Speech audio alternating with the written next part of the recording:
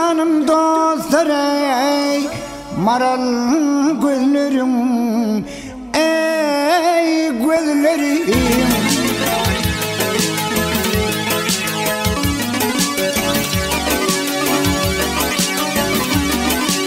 Akaratwi aylandıran, toruytwi bulandıran. Ey kapı kapı elendiren dostlar ey, maral gözlerim, ey gözlerim. Senin gözlerim gözlerim dostlar ey, kara gözlerim gözlerim ey, maral gözlerim gözlerim ey.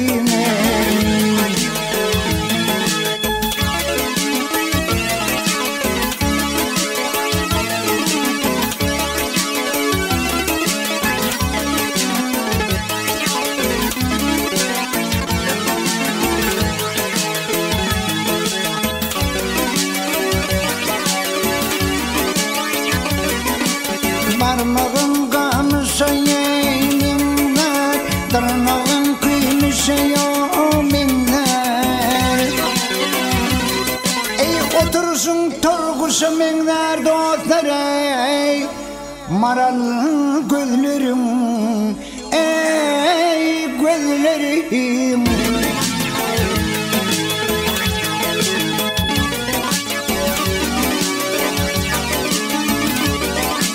Hidayının kanını içtim, kalenin meydana taştım.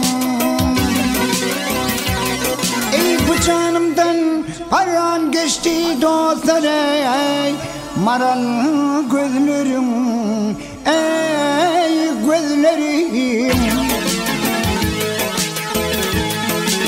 Senin gözlerim gözlerim dostlar ey, kara gözlerim gözlerim ey, maral